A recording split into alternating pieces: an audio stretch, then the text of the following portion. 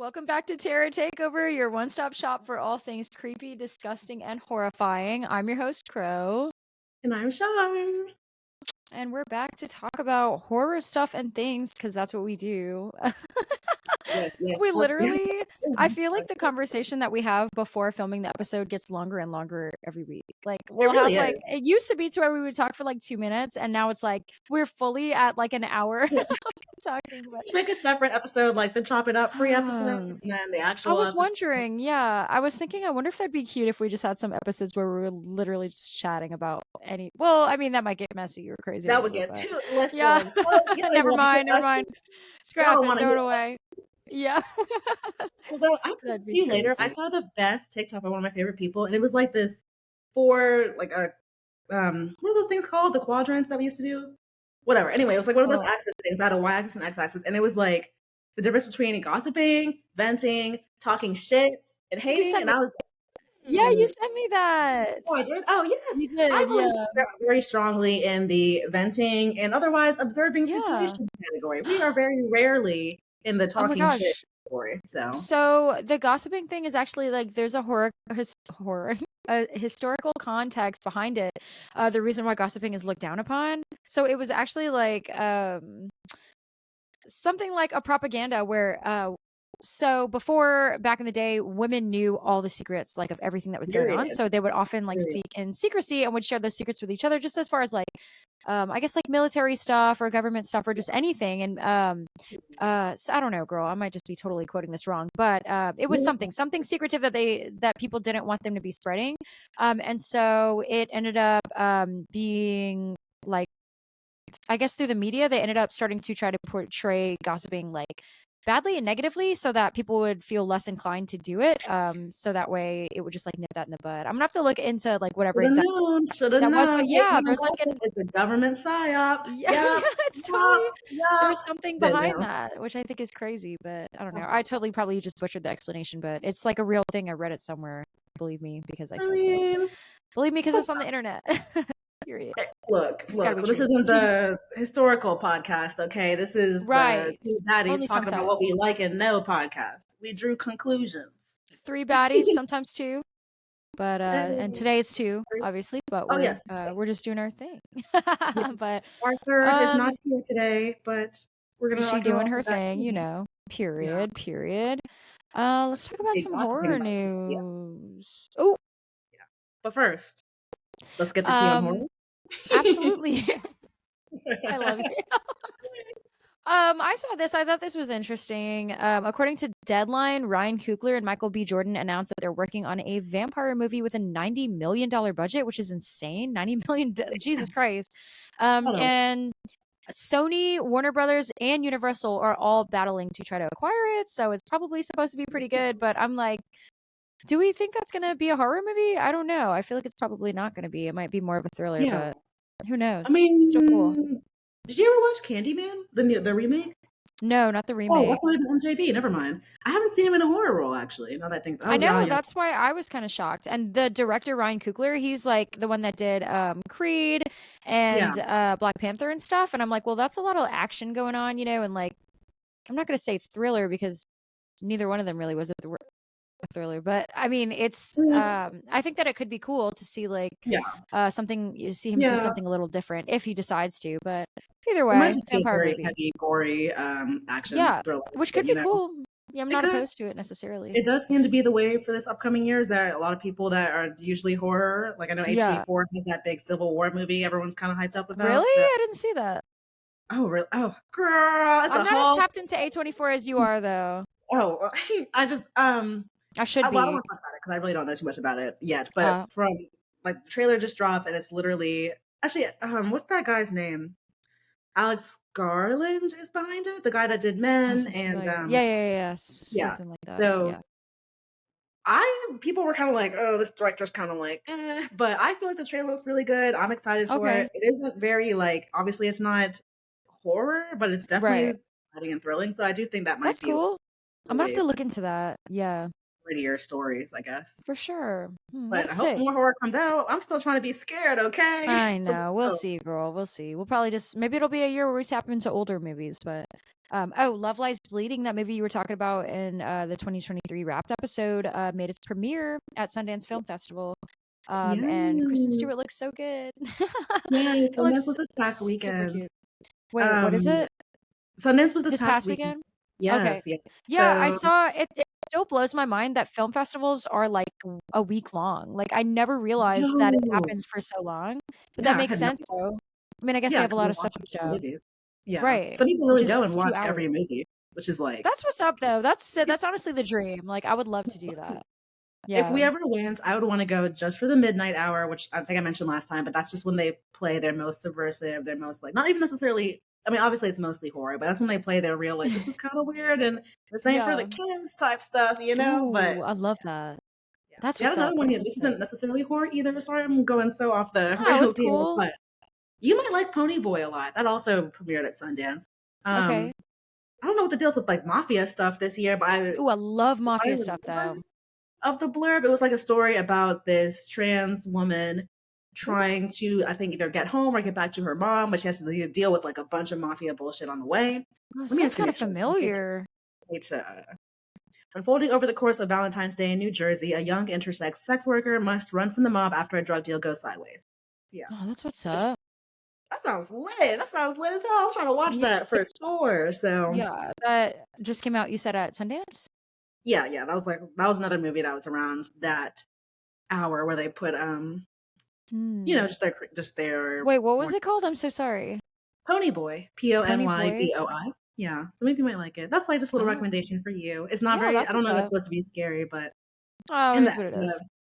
the main character is beautiful. Yeah, that sounds sick. I would love to see that. Wait, yeah, India war. Hell yeah. Nice. Um, Anyway, wait, what? no, nothing. I just said anyways.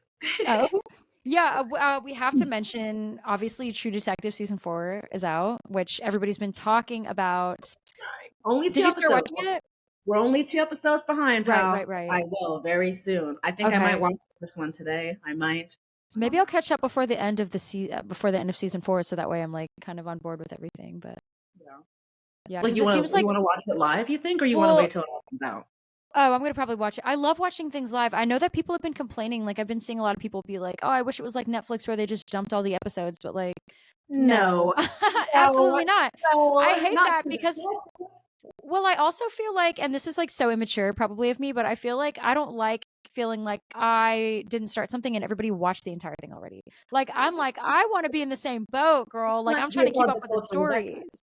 I need to be here. Yeah. I'm trying to live Yeah. tweet, chop it up with the pals, and you know Yeah. me, I read like Live episode tweet. descriptions religiously. So I got Yeah, that's something I love about you is that you really like consume like movies and like series and stuff like wholly. Like I feel like you educate yourself on like the director, all the actors, like exactly what it was supposed to be, all that stuff. I think that's like really sick. Like I think if I that's really really love something, yeah, I'm interesting. trying to be here. Listen, I will tell everyone I Yeah.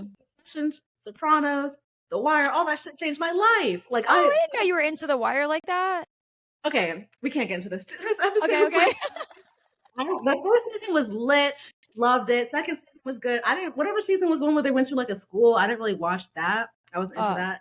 But it did take me a while to like I didn't watch that one in one go. Like Sopranos, that was my life for 6 months straight. yeah. Oh There my kind of came gosh. back and forth too. But I remember when you were watching it. Yeah, that was no, I loved it. I mean, my God, you're having your moment. I think that's sick. Why did Yeah. I bring this up? Oh yeah. So True Detective True Detective is like I feel like because even when obviously season 1, 2, and 3 have been out for a long time. So when I finally went Yeah. back and watched them, Yeah, God. I did end up mostly kind of binging season 1 just because it was Mm, so good, but it's heavy. You know, it's the kind of thing you yeah. binge where you hate yourself and stay up all night and you just Yeah. in the zone. Oh my I gosh. Wait. I'm sorry, I don't mean to yeah, interrupt. I just thought this thing was so funny that I think it's funny that you say because you're talking about how dark it is. I have yeah, this regular that comes to the restaurant I work at, and she is like amazing. Like she's so nice, but she's super, super like uplifting, I guess. Like she'll always talk yeah. about working in her garden, and she's like an older woman. She talks about like going to church and all that. Tell me why the other day she was like, "Are you going to watch the new season of True Detective?" I said, "Hold on." I said, "Hold on."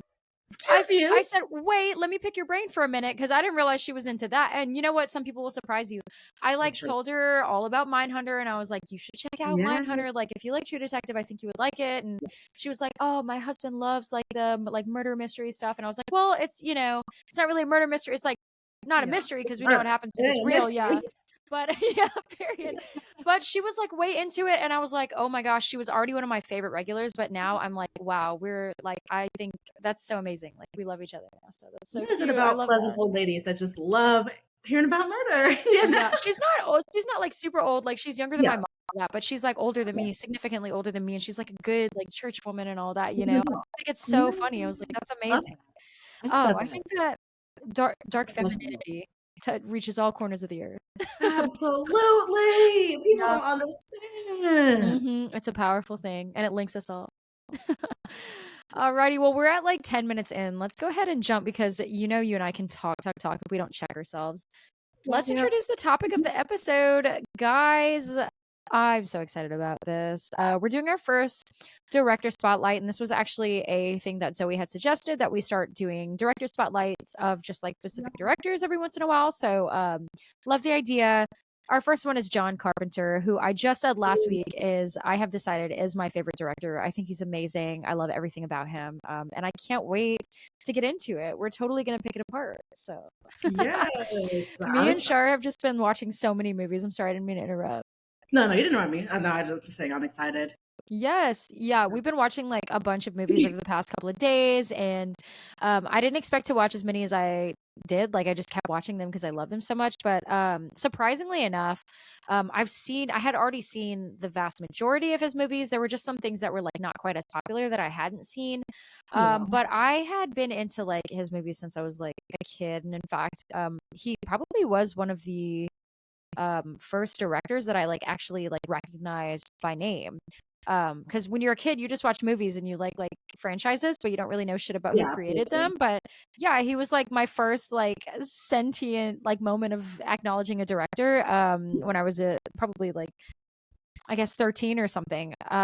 But yeah, he's just definitely got his own language and style, and we're going to get into that a little bit more. But also, Yeah. before we get into it, happy birthday to him, belated, because about actually a week ago today, from like the time that we're recording this episode, he just turned 76. So happy late Really? birthday to him. Yeah. Wow, I And did he not looks know great. that. I mean, my Yeah, God, he's, I yeah, was gonna ask how old he was. He's still kicking for 76. Okay. hell yeah. Yeah. But Yes. honestly, yeah, I mean, just so much life in the years. Like, what an incredible guy. So, Yeah, um, totally. yeah, and the thing that it's funny because I always knew he was like an amazing director. The thing that I never really realized was like how much like film scoring he did. Like I don't know if you knew anything about that before we like looked into this episode. Um, well, no, I didn't. I actually did not really know much about John Right. Carpenter. Like, obviously, I'd seen the thing, but Right. I didn't register about directors at that time. But Yeah, I yeah. did, as part of our research, I did see that very much as as he's known as being like a really great director, he's also known as Yeah. being a great composer for sure. Like Yes, he absolutely. following, you know.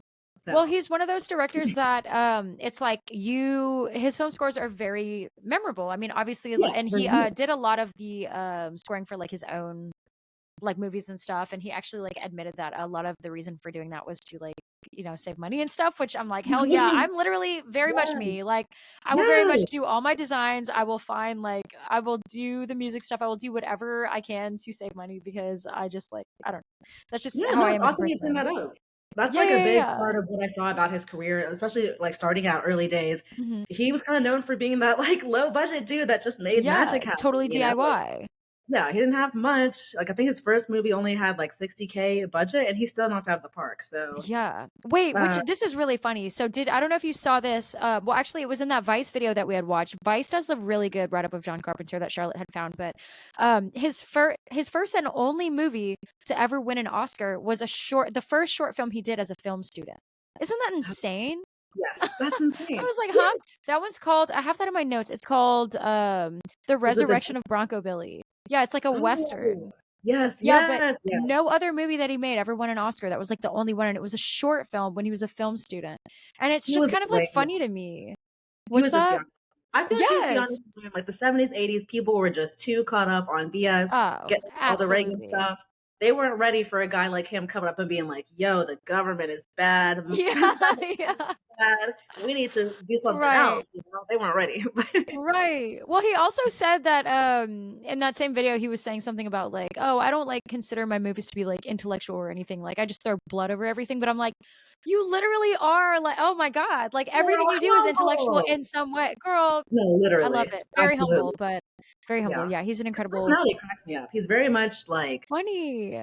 he's funny, but he's also kind of sort of a Yeah. dick, you know? Yes, Like I love it. I love it. He's totally like the funny asshole. Like we love yeah, like that. it's like Yeah. I What a would like king. if we were at like a party and it was like at a sketchy like horror dive bar or something, we would Yeah. definitely be like, "Hey, what are you doing?" And start talking to him about movies, and it would just chop it up. Right. I feel like it'd You be the kind of thing where I'd be like, "Oh God, this guy," but I would never walk away. Like I know, just sit exactly. next to him Yeah. the whole night, you know? Say more though. Yeah. I'm listening though. Let's Yeah, drop some truths. drop a little Yeah. tea. Yeah, Yeah. but he was super, super busy, super busy. From the moment that he released like Halloween all the way to The Ward in 2010, I noticed that he never went more than 5 years without directing a film, which is crazy. And there were like long stretches of time where he came out with a movie every single year, and I'm like, holy shit, that's insane. Yes. Um, yeah, I Especially can't even considering imagine that that. he had like a time period. And I know I'm kind of like jumping around this. We don't have a timeline, but jumping around his timeline. There was Right, obviously that period of time where he was just like needed a job. Period. Like he kind of had a right. major flop, and nobody was trying to fuck with him. So for him to continue turning out movies still is like, all right, I Yeah, respect that. to just keep doing it. It's like what a testament to like resilience. Because Yes. I can't imagine. I think the first time I would have like a true flop, I'd be like, "All right, see you later. Bye. That was a Yes. good run." Done. Oh, let me go get a little office job. Never mind. Never again. Yeah, and then also you're talking in the budgets of like millions of dollars, and like if you're like hitting a flop, you're losing like millions of dollars. Like that's crazy. I can't even imagine. Oh my Yeah. God, I can't even You prove imagine. yourself. Yeah, it's Yeah. insane. Yeah, but I did also notice that like his earlier career, it was mostly like sci-fi stuff, which I love sci-fi stuff, especially low budget sci-fi. Like that's what I grew up with as well, was always the sci-fi channel, and it was always the shitty, like, well, we don't have to get into that. I love a low budget sci-fi movie. And then I noticed like kind of more in the 70s and 80s is when he started like saturating his filmography with more like horror movies. And so that's like you're talking about like Halloween and The Thing and Someone's Watching Me and all that stuff. He's often referred to by a lot of people as the father of the slasher film, which I think is interesting because he's not the first to do it. But I guess he just revolutionized slasher films so greatly, Yeah. namely with Halloween, that it just like couldn't help but like really kind of affect the course of history, I guess. Yeah. Yeah, Yeah. Texas Chainsaw Massacre, I think, and I may be wrong with my timelines because that came out before Halloween, right? 1974? 1974. Yeah, okay, Good so at the memory. time girl, I'm trying to look, listen, just stole my little work from I'm gonna Yeah. be a movie buff by 2025. Y'all are gonna see Yep. me at movie club. Anyway, so, I feel like when that movie came out, that was the slasher, that was the big movie, that was everyone was like, "Oh my god, this is so crazy," and it wasn't until Halloween came out that people were like, whoa, this is something else entirely. You know, like he really Right. like revolutionized the genre with having Michael Myers. I mean, we can get into like a whole all of this, but like Right. the way that he was unafraid to go to those super dark places at the time, which is kind of funny that that wouldn't be that dark now, but you know, Yeah. so the kid gets shot in the chest, getting ice cream, and like Yes, Michael I Myers saw that. stabbing Which up a one kid, was like that one was that Assault on was Precinct 13. yeah, Yeah, which yeah, we need to watch, by the yeah, way. yeah, Like, I know that we yeah. mostly talk about horror on this podcast, but that one wasn't technically a horror movie. It was more thriller. But it seems like there's just so much going on. That's a John Carpenter film that came out in Yeah. 1976, Assault on Precinct 13. It's about like a gang that's like trying to get back at like The these cops, yeah. cops, I guess, for like, but I don't know. It just looks It's fucking like the blood ridiculous. oath and everything. It's It wild. looks so not irrelevant. It looks so irreverent that I'm like, that is what I need in my life. Like, I need something irreverent right now. Like, I need something that's a little bit Something messed up. Yeah. it's just the homies being kind of crazy and just fucking shut up. Like, absolutely. Yes. Oh my God, it looks I think crazy. mentioning Assault on Precinct 13, that kind of also speaks to his whole thing about like westerns and like Yes. it's always his. I Outlaws. mean, yeah, outlaws, and also just like I would say like his like auteur's touch. I don't know if I'm pronouncing that right, but his like Yeah, direct yeah, yeah. signature is definitely a siege Yeah. within a siege, which is a quote I got from his Variety Oh, interview I like as that. well. But I think it's a very accurate way to describe his movie making, and you can see it with Right. Assault on Precinct. You can see it on The Thing. It's always this one like these movies are inspired by movies where it was humans coming together to battle one thing or one force, whether it's Hmm. westerns and you're fighting like Indians and Yeah. cowboys, or aliens or whatever. prior to John Carpenter, the big thing for horror was that everything was a monster movie. Like everything was Right.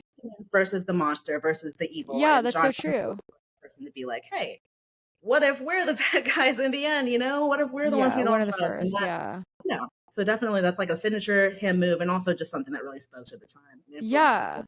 Well, like we were just I mean, we just talked about The Thing last week, and that is like one of my favorite movies. It's so, so good. It's amazing. And you even mentioned last week about how this is so crazy how it comes around, about how it was a remake of The Thing from Another World, which is a Howard Hawks film. That's like well, we talked about this, but I don't think we mentioned it on the podcast. Howard Hawks was like John Carpenter's idol. Like that was his hero as a director.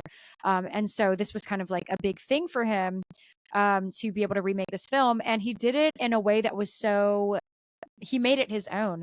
Because I believe in the original, it was like the humans are coming together to like handle the alien situation. Whereas in The Thing, they're like, there's inner turmoil. They're like, we don't know what the hell is going on because one of these things is not like the other. And it's just such an incredible psychological horror film. Just absolutely. Just amazing, really, which is crazy. I don't know if this is what you're about to say. Wait, you go ahead. No, you go first. No, you go first because mine's probably going to take a different. Go for it. Well, I was going to say this film was a flop. The Thing was a flop. Did you know that? That's insane. Yes. Oh my God. Yeah. So apparently audiences didn't like the ending, number one, which is like, what did you want for him to save the city and then be a hero forever? Like, we're not ready at the time for ambiguous endings. I do low key get that. I personally am not a huge fan of ambiguous endings. I'm coming around to it now, but I'm very much, unfortunately, a girl that needs closure. It doesn't have to be a happy ending, but I need to know like what happened. But at the time, I think it was hard for people to be like, okay, well, who's the thing? Yeah. Who did it? What's the deal? Yeah. But I think it really speaks to the movie that we don't know. That it just when I was watching it, here's how my like brain went. I was like, how do they know that either one of them is like safe? Like, how do you know that neither? I mean, I kind of had like a suspicion that Childs probably was the thing because he like disappeared and came back. But then I was also wait, what? I thought it was McReady the whole movie, though. For real. Oh no, I knew, girl. I knew in my heart of hearts. But anyway, I think my whole thing. Yeah, I'm the thing. I think. If you start like growing little things, my brain just splits. Oh. Log off, exit.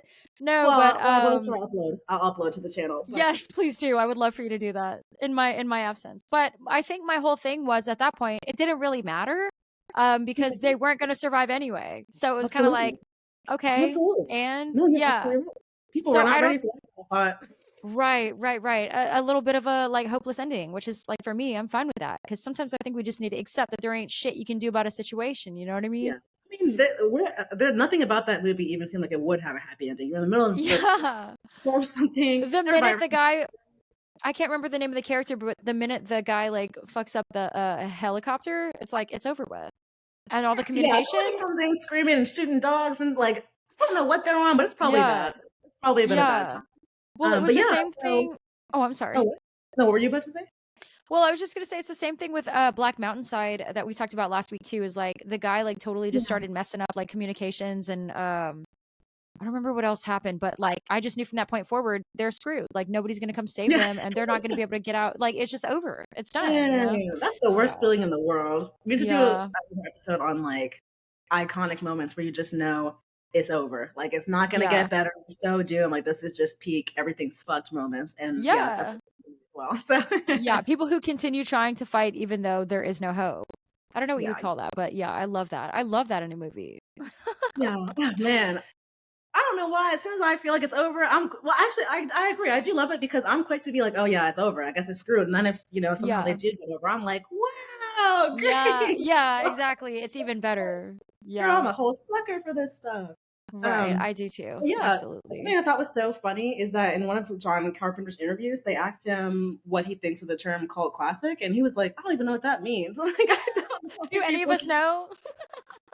Well, it's not an idea of what I think it is. If we don't have a controversial take from me, and mine personally is that, well, I need to watch more considered cult classics before I can actually like say. But from what I've seen so far, as someone who's very late into getting into cult classics, they're just movies that were like quintessential manly movies that probably stole people's worlds at the time. Like I can definitely see how They Live was obviously like, I'm not surprised to this day people are like, obey, you know, like I know that was like hardcore. And I can see how that would appeal to a disgruntled, disenfranchised youth, you know, who and I mean even John Carpenter talks about it. Like that's another director's touch.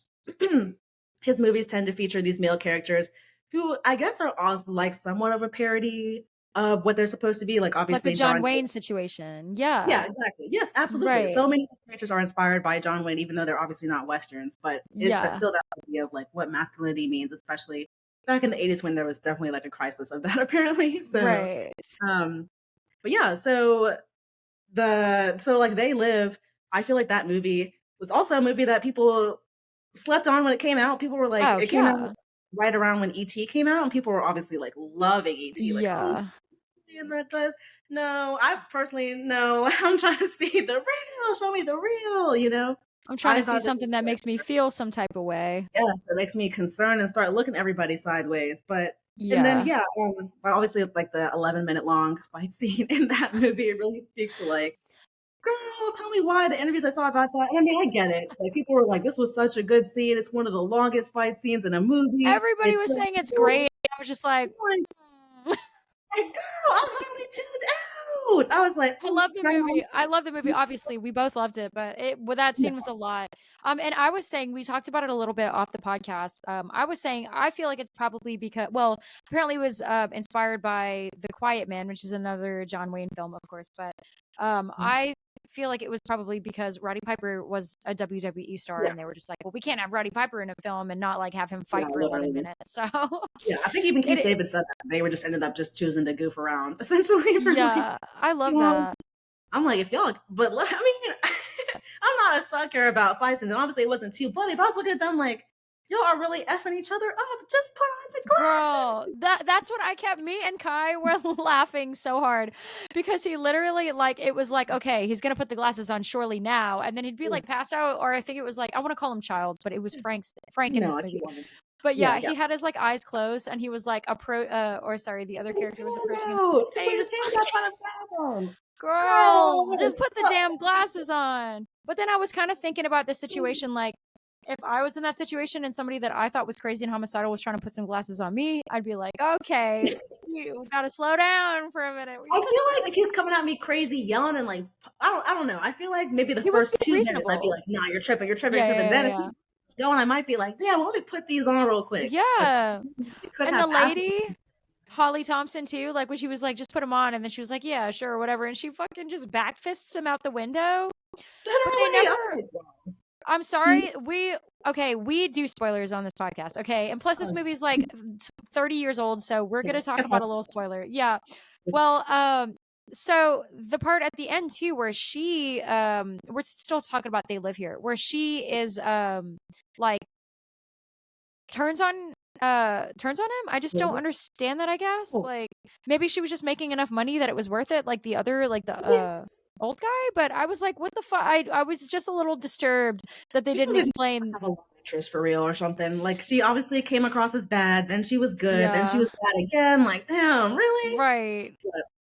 Yeah, it was just very. It does speak to how quickly humans will like sell each other out. That's like kind of sad. Well, that was something that I liked a lot about that movie too, is like the one guy that was constantly always like bitching by the TV that was like in the homeless encampment, and then he was just like, welcome gentlemen. It was like, they can change your life too. It was like, whoa, okay, like you switched it up real quick.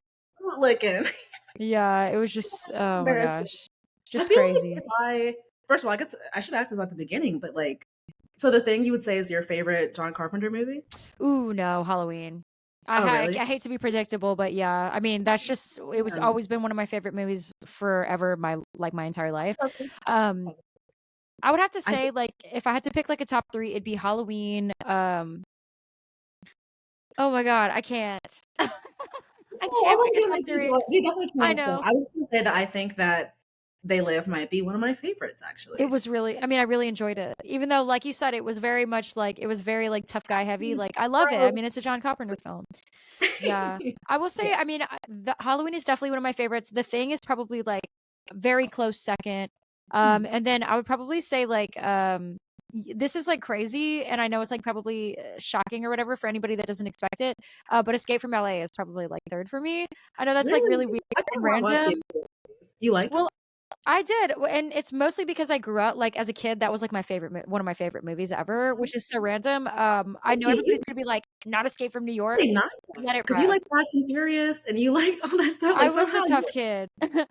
Yeah, but it was like I think the whole thing is like the other thing too is people always get on me about like, "Oh, you liked Escape from LA better than Escape from New York," which Escape from New York was the one that was wildly more successful and also the first from the series with Snake Plissken. But yeah, I do. Sorry about it. I love Escape from LA. Crucify me for it. I don't care. I think it's just so classic. I love Cuervo Jones as like a villain. I think he's amazing. I also really like the chick. I can't remember her name, but she's the chick with like the mullet. She's super cute. I hate that she only like is alive for like 20 minutes, but yeah. And also, Snake Plissken was like one of my first loves as a kid, so I have a soft spot in my heart for that. I just love the movie. Like, I think I appeal. Like, it's crazy because I'm always like commenting on like things like I like things to have like a feminine touch, and I like things to be from the perspective of a woman because I feel like I can relate to that more. But it's crazy how much some of these like tough guy western style like oh action you. films really speak to me. I don't know. I love it. I love it. I love him as That's a something character, that and I think that he's shaped me as a person. yeah. I love that. I respect that. I think that's something I like Yeah. about you a lot, actually. You have a very good balance of your like appreciation for women and femininity, but also like and I hate that it's such a this could be a whole other podcast episode, but I hate that it's such a divide that like as I'm trying to consume more like movie and horror and stuff content, it all kind of like skews towards men and dudes and guy stuff. Like and I'm like, listen, us girly pops, we love makeup and murder, okay? We like Yeah, a little bit love of murder to go with our makeup is fine. A little bit of blood is a lip stain, you know. like a little wine and then watching heads get cut off. Like it's really Yeah. not that scary. You know what I Speaking mean? of heads getting cut off, so I thought it was funny because also in that Vice video, there was I forgot who mentioned it, but one of the people that was like doing the little like interview was saying that even in the John Carpenter films that weren't horror movies, there was horror elements in it. Yeah. And it's so Yes. true because especially well in the video they're talking about Starman, how like there's this like horrible like scene with this Baby. like baby that deforms into the adult, but it just looks crazy and just like super Yeah. upsetting that if a child saw that it would definitely bring nightmares. But Escape from LA, actually, there's like this scene that like scarred me when I was a kid, of actually like there are these people fighting, um, because just everything is going to shit in LA. It's like a giant like Yeah, yeah. yeah, basically. Okay. Well, anyway, Well, there's one yeah, part all I know about where these movies is that essentially they turn NYC and LA into like an open air prison and people are trying to escape and basically, yeah. living that Yeah. It's chaos. just super, super dangerous and just run down.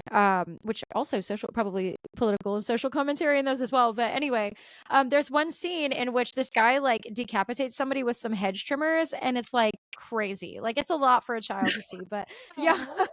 But yeah, so there's his horror element in his action movie. But Yeah. and then It's there was really another thing. I'm sorry, go ahead. I love that John Carpenter, he mentioned in one of I keep referencing interviews. If you ever want to check out these interviews, feel free to look up the Variety interview with John Carpenter and the Vice Film School episode with John Carpenter. That's where we kind of like Yeah. got some of our information from. But Hmm. John Carpenter said that was very important to him to stay true to himself. And that was like his advice to anyone up and coming in Hollywood or the movie industry. Like, you're going to get rejections, you're going to have successes, but you always need to be yourself. And I thought that the way that he kind of did that throughout his He did. cinematography, filmography is really Yeah. valid. Like, obviously, he didn't only make horror movies, but even when he didn't Right. make horror movies, he still had to have that creepy element in. Yeah, So, even when it costed him like millions of dollars. yeah, I think it's literally. amazing. Yeah, I mean, I even think it's when he was amazing, like, really. yeah, even when he was still trying to like be on his underdog grind, he still was like, Yeah. "Well, I'm still gonna do a little horror," you know. And Right. it definitely paid off. It's weird that it took like 20 something years later for people to like see his genius, but he knows he is very Yeah. much like, just put me in a room with my critics for 5 minutes. That's all I ask. Period. I'm like, okay, kid, get to it. Let them know. I mean, let them Oh, I know. love him. You know, Yeah. I understand. But also, Yeah. yeah, special effects in him is no joke. I didn't. We need to do an episode about special effects. I didn't say the names of these people because Yeah. that's a whole other industry. Oh, But absolutely. it does Yeah, yeah, speak yeah, to yeah. John Carpenter's cinematography that he had some of the best special effects ever. Like, Some of the obviously, best body horror as well, like Spider Head from The Thing was oh my gosh. that was it. That was it. That was it. That's what I It's know. so It's so gross. So we did talk about it last week, but yeah, the two parts in the thing that are so disgusting is the dog just having the fucking tendril shit coming out his back, very upsetting. And then the guy's head coming off and turning into a spider. That was crazy. I was so scared that fucker was gonna get away. I was like, y'all better stomp that thing, stomp it. That whole scene was pure adrenaline. I felt like I was in the room, tied up in a chair, being like, "Help!" Screaming in my bedroom. So gross. It's wild because obviously this is the 80s, you know, they're not using amazing CGI. Like the blood does not look like blood. The tendrils are like paper or something, but yet between the score, the filming, and then just obviously it's time, it's still really captured. It's still some of the most horrible stuff I've ever seen in like a horror movie. So and to do it all like raw, that's incredible to me. Amazing. Sure. Amazing. All with the palate cleanser of Kurt Russell. Well, wait a minute. Do not sleep on Keith David now. I'm absolutely not. I'm absolutely not. I will admit I wasn't crazy about his character in The Thing because I felt like, you know, girl, I know we're always a little, sometimes we disagree on things, but he was a little combative. But I did like him by the. He was definitely an asshole. But he wasn't wrong though. That's the whole thing. Like he wasn't wrong for it. He was honestly so valid. So that's why I'm like, oh shit, it's just because I love Kurt Russell so much. But by the end of the movie, I was like, this guy fucks. And he was like my favorite character also, and played a similar character as well in They Live. Because he was combative again, but he really was the voice of reason. Like he wasn't honestly like doing anything wrong or like he went out of his way to be real nice to John Maida, even though this guy's coming in talking about, oh, what are they doing in that church? And he was talking all crazy. This dude was trying to see everything. I love that John Carpenter seems to like work with the same people and like kind of in a really set careers, you know, like I Jamie love Lee, that. Kurt Russell, you know. You can probably speak to that. He actually, I made a couple notes on that. He worked with Kurt Russell for 5 different movies, which is crazy. I didn't realize because you got The Thing, Big Trouble in Little China, Escape from New York. Oh, Big Trouble in Little China, by the way, we have to mention that one. Amazing movie. Amazing movie. People didn't like it at the time. What? Really? I didn't know that. Well, cult classic. We can come back to this, but I feel like a lot of people were like, everything besides the first couple movies we mentioned by John Carpenter isn't worth watching. And a lot of people didn't like them. Well, that's what they say. His career was so plagued with flops, which is insane because, like you said, 20 years later, they're cult classics, which I guess basically we never really got around to what we thought that meant. For me, it just means something that didn't really have a following at the time, but ended up building this like very niche group of followers that are very, very loyal to it and will stand up for it at any given time. Me, for Big Trouble in Little China. I love that movie. It's really, really good. Not a horror movie. It's like an action movie, but Kurt Russell's character is such an asshole in it. It's amazing. And then I don't know what the fifth movie is. I think it's Elvis, right? Or was he in it? Apparently so. Apparently Kurt Russell had a role as Elvis at one point. I don't know if that was. Okay. Well, that makes sense to me. No, you're good. That's cool. I definitely would like to know that. Yeah, he played Elvis in the 1979 musical Thriller that was directed by John Carpenter. Yes. Yeah, that's sick. So that's 5. That's crazy. Jamie Lee Curtis for 4. That's like The Fog, which you just recently watched, and then Halloween, obviously, probably 3 of the Halloween movies. And then Donald Pleasance was in 3 of his movies, actually. Donald Pleasance is Dr. Sam Loomis in Halloween. Okay. And then Adrienne Barbeau was in The Fog, and she was also in I think Someone's Watching Me or something. I can't remember which other ones, but if you don't know who Adrienne Barbeau is, she was in Creepshow in that little skit, The Crate, which is the one where the husband is like, she's always like complaining and yelling at the husband, and then the husband ends up letting her get eaten alive by like a monster in a crate. If you've seen Creepshow, you'll know exactly which one I'm talking about. But she's like so insufferable in that movie, but she's gorgeous the whole time she is. So the whole time she's insufferable. Well, I enjoyed her in The Fog. I really hell yeah. We didn't get a chance to touch on that one. Actually, I feel like it's very much in line with all of the other movies. It's the people of the town against this ominous fog that's coming in. I actually watched the original one that came out in the 1980s, and I watched I think it was 1988 maybe, and I watched the one that came out in 2005 recently. Yeah. The differences were just like violent, and maybe it's not fair to watch a remake immediately after watching the original, although I will say it totally John Carpenter's take on remakes is that girl, he's just so funny to me. Someone asked him in the Variety interview, like, what do you think about remakes and reboots? And he was like, my favorite reboot is the one where they give me a check. And I was like, tell him again. Tell him again. He's one of us, period. Apparently with Halloween, like, Halloween was like pulling teeth. They were like, look, we're going to make the movie. Are you coming or not? And he was like, all right. Yeah. They basically didn't like necessarily beg him, but his chopped up version of the conversation was that they were like, we're going to do it. Are you going to help us or not? And he was like, well, I do want it to be good. So yeah, I guess I will. Well, I loved sorry, it. That's fine. And then also, what was the other movie? He didn't mention the others by name, but it does seem like he isn't really a big fan of the other remakes that were made. They're essentially, he said that the Thing remake was done without his consent. It was owned by Universal, so girl, clearly, no offense. Clearly. So literally, well, wait, okay. Well, wait a minute now. Hold up. See, I didn't mind the Thing remake. I feel like it was pretty good in its own right. I did not mind. I actually liked them both. Although obviously there were differences, but me versus The Fog, I feel like they shouldn't even have it should have had a different name, should have been a different plot. Right. Yeah. Maybe if no one like knew about JC and they saw the movie for the first time, they might be like, oh, this is an interesting plot. Right. I don't think it was it just was get somebody else to do.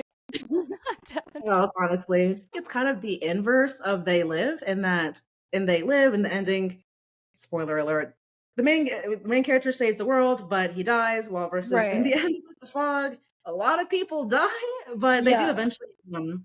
They do eventually get peace. So I guess that one isn't as bad, but that's the closest thing to a John Carpenter happy ending. He's obviously not really that kind of guy, but right. Which I'm totally fine with. I love it. Yeah.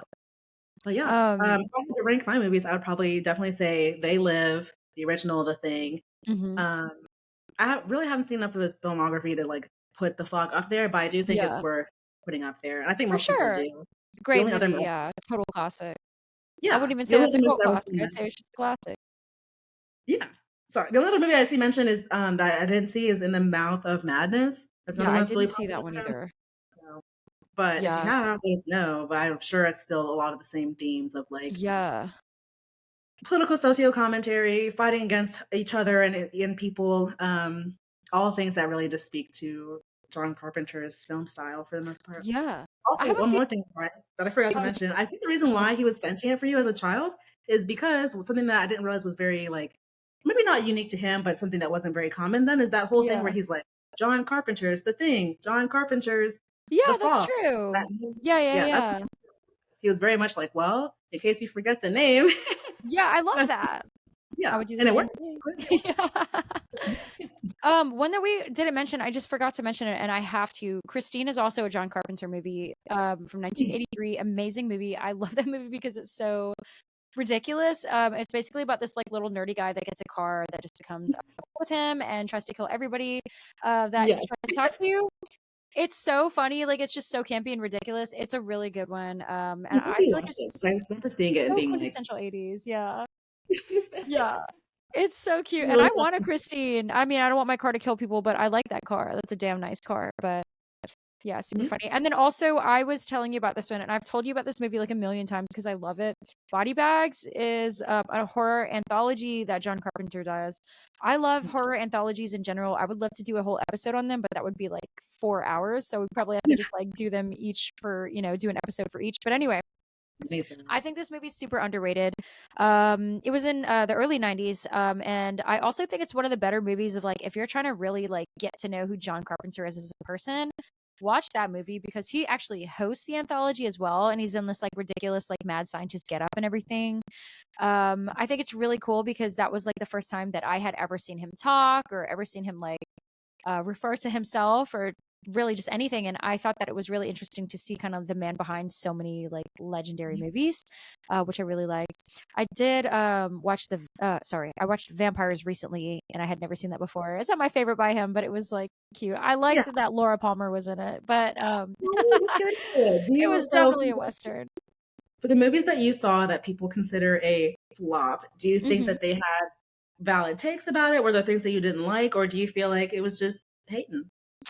Vampires and Christine, at least. Well, was Christine a flop? I don't think it was a flop. I just don't hear about it Well, as so much. The Thing definitely was a flop. I think everybody was out of their fucking minds and off their rockers for not seeing Yeah. the genius behind it. Vampires, yeah, I mean, it wasn't my favorite, but I just think that it was like I don't know. I just don't think I was the kind of, maybe I wasn't the target audience or anything, but I do really like I forget his name, Valak or something, who's like the master vampire from that movie. I think Yeah. he's beautiful and I would love to look like him. So that's my favorite part of Yeah. the movie. That works. I guess it's just really weird for me seeing James Woods as like a tough guy, like main like protagonist role. Like I thought that was really strange.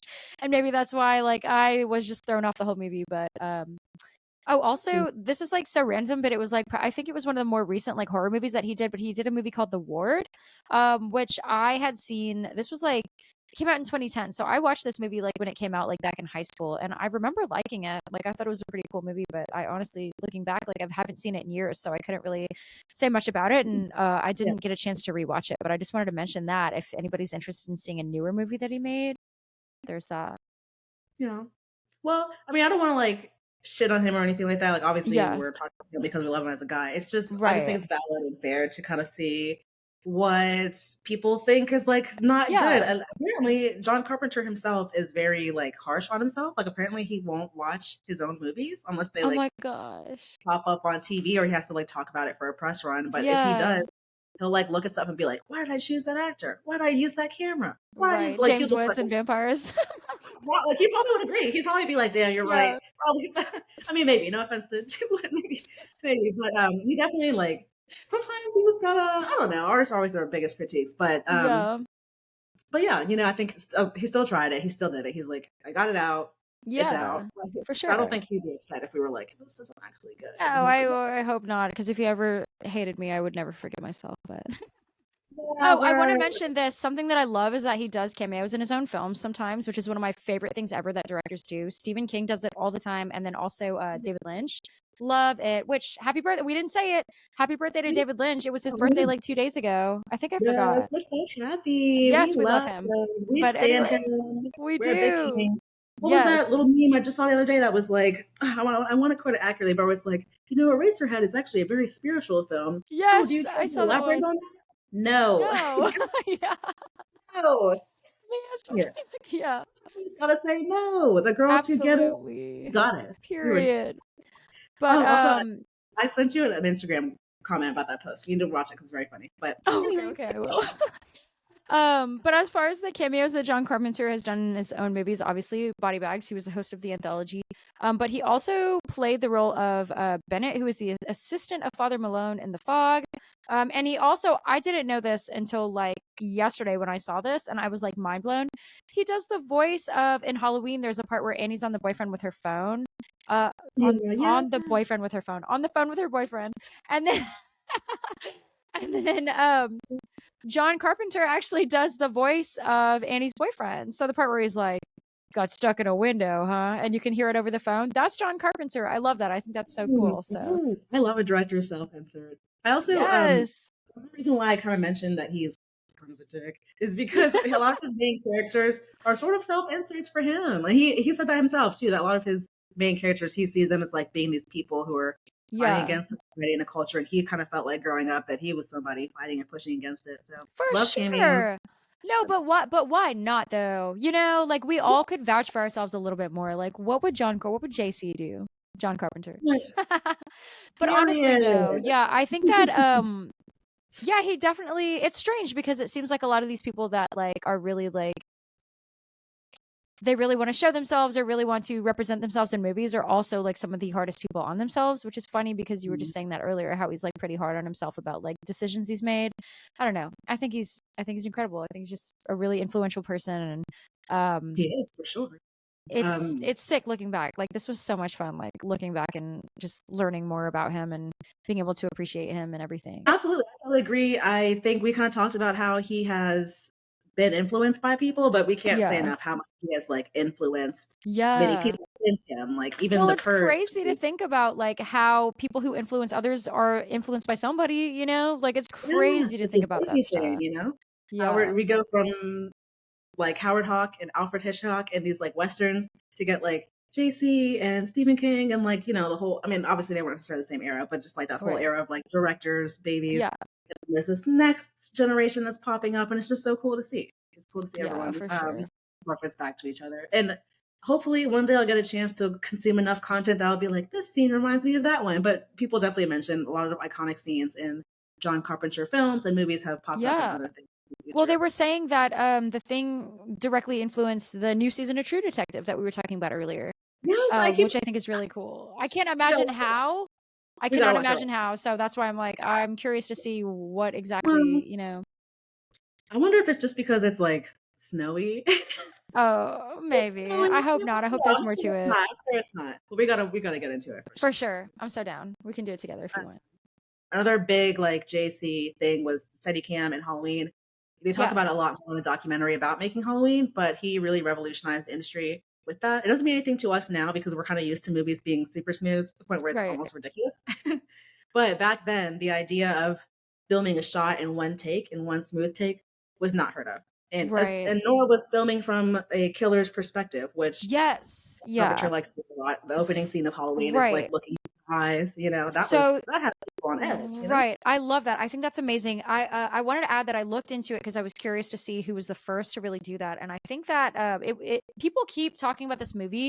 I mean, I hate to admit that I haven't seen it, but Peeping Tom was apparently one of the first slasher films and one of the first films as well to do like the killer POV thing.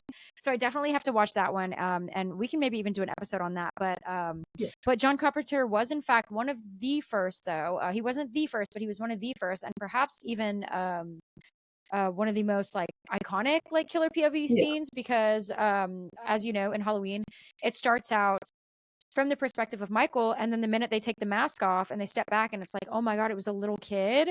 From that point forward, the rest of the movie is third person point of view. So it's like kind of crazy how he does like that like segment at the beginning and then that's it. Like that's just so cool and it's just so different. Absolutely. Iconic. That was different. It was super unique. I love that he always was like, let's try this or let's do something like this. And it really paid off. It's wild to me that apparently, and this was something that they mentioned in just one of the interviews, that people didn't think that Halloween was scary when it first came out. Because of the film score? Yes. Ridiculous. That blew my mind. I can see it. Like, obviously, the movie is mostly just like kids in this nice town. But I don't know. People are dying, But honestly, the film score really is iconic, though. Like it is, if you think about it, yes, yeah. When you know, it's funny because he's obviously not like necessarily a musician. Like you just have. I mean, then I do think that a lot of artists are technically polyglots. Like if you're good at one thing, you're gonna end up. No, not polyglot. Oh, I see what you're saying. Shit, I don't know what the word is. Someone said polymath, and I'm not sure about that. But basically, I'm not sure. I know what you mean, though. I don't know. He wasn't like an official musician. He was like, I'm not a music guy, but he obviously put a little something together to put together this. A damn good thing. Yeah. Yeah, hell yeah. Same thing with the special effects. I feel like if you're good at one thing, you're probably good at a couple other things. You have that creative brain. Obviously, you have that creative brain. So I don't know.